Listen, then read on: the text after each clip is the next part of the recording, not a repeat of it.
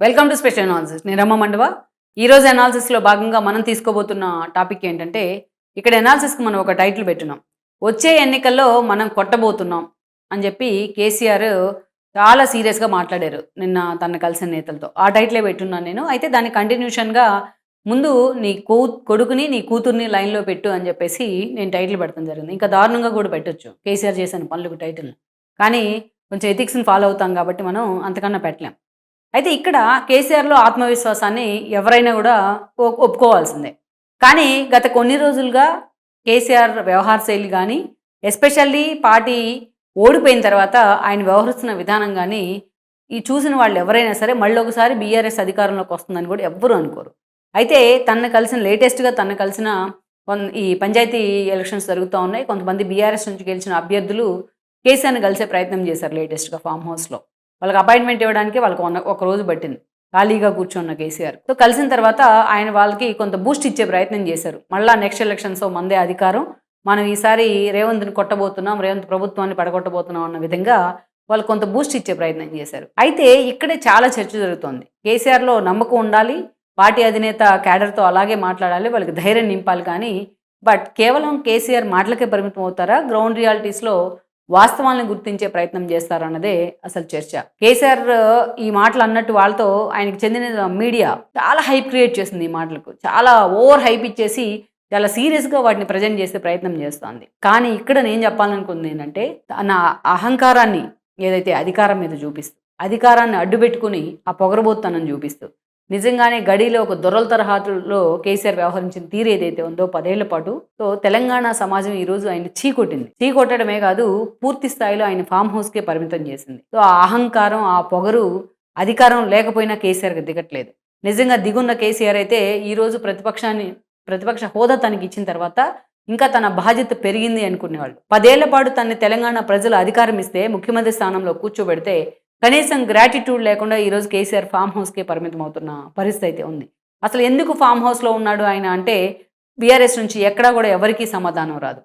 కేవలం తను ఎక్కడ ఎమ్మెల్యే పదవి తన మీద అనర్హత వేటు పడుతుందా అనే భయంతో ఒక్కరోజు అసెంబ్లీకి వచ్చారు. సెక్రటరీ దగ్గర సంతకాలు చేసి వెళ్ళిపోయారు. ఇక ఎంపీ ఎలక్షన్స్ సమయంలో పార్టీ ఓడిపోతుందేమో, కనీసం ఒక్క సీట్ అయినా వస్తుందని చెప్పేసి ఒక్కరోజు కావాలి ప్రచారానికి వెళ్ళారు. ఆ తర్వాత కేసీఆర్ బాలేకపోతే అప్పుడప్పుడు హాస్పిటల్కి వెళ్తాం తప్పించి ఎక్కడా కూడా కేసీఆర్ మనకు కనిపించట్లేదు. కేసీఆర్ కేవలం ఫామ్ హౌస్కే పరిమితం అవుతున్నారు. అంటే ఇక్కడ కేసీఆర్ వైఖరి ఏంటి? నీకు అధికారం ఉంటేనే నువ్వు ముఖ్యమంత్రి హోదాలో అటు ఇటు పెద్ద రాజు వెడలే రవితేజంలో అదరగా అన్నట్టు షికారు చేస్తూ ఉంటావు.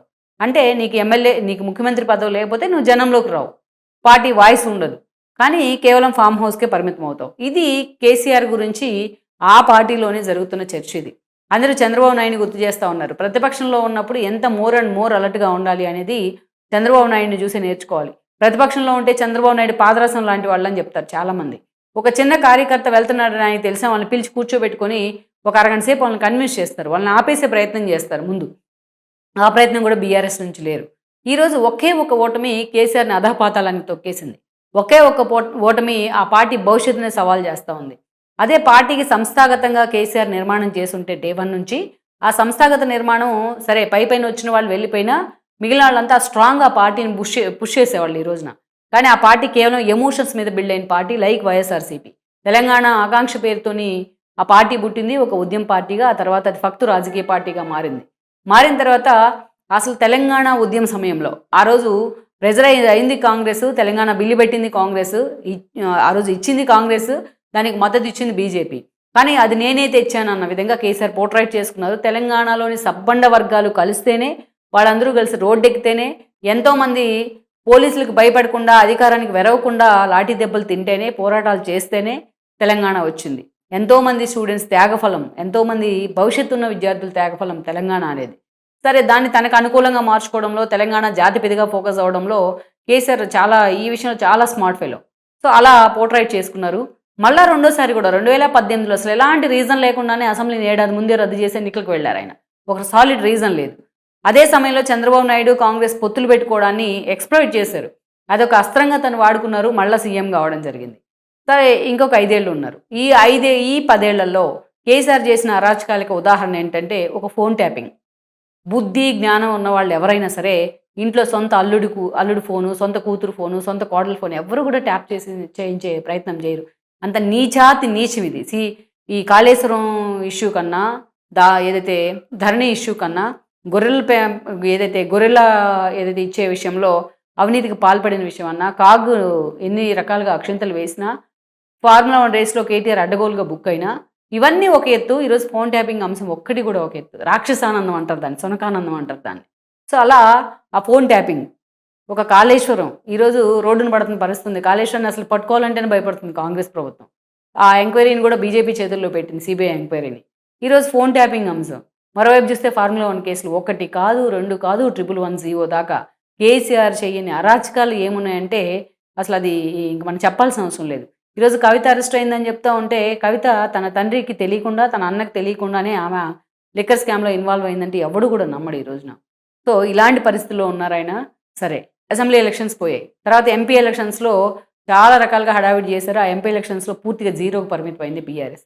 ఆ తర్వాత వాళ్ళ సొంత సీటు లాస్ట్‌లో చనిపోతే కంటోన్మెంట్‌కి ఎన్నికొస్తే ఆ సీటు కాంగ్రెస్ ఖాతాలో పడింది. జూబ్లీ హిల్స్ కూడా వాళ్ళ సొంత సీటే. డే 1 అభ్యర్థిని ప్రకటించారు. కానీ ఇంట్లోంచి బయటికి రాడు బాపు మాత్రం. గడిలోంచి బ్రేక్ చేసి బయటికి రాడు. సో, ఆ ఎన్నిక కూడా కేటీఆర్ ఎంత ఎక్స్‌పోజ్ చేద్దామని ప్రయత్నం చేసినా అది ఓడిపోయింది.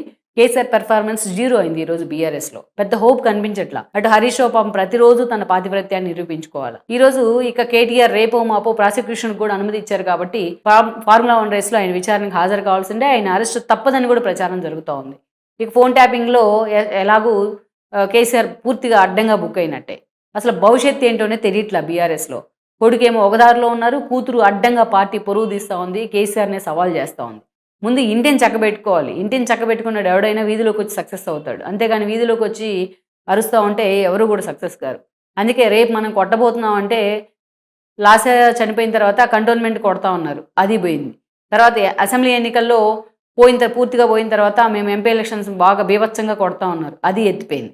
ఆ తర్వాత మొన్న జరిగిన జూబ్లీ హిల్స్ మాదే, మేమే జెండా ఎగరేస్తాం, మేమే కొట్టబోతున్నాం ఉన్నారు, అది ఎత్తిపోయింది. అందుకే ఈ ఓవర్ కాన్ఫిడెన్స్ తగ్గించి ఇప్పటికైనా ముందు కనీసం ఇంట్లో సమస్యలు చక్కదిద్ది, కూతుర్ని కొడుకును దారిలో పెట్టి కేసీఆర్ బయటకు అడుగు పెడితే జనం కొంతైనా సరే ఆయన యాక్సెప్ట్ చేసే అవకాశం ఉంది.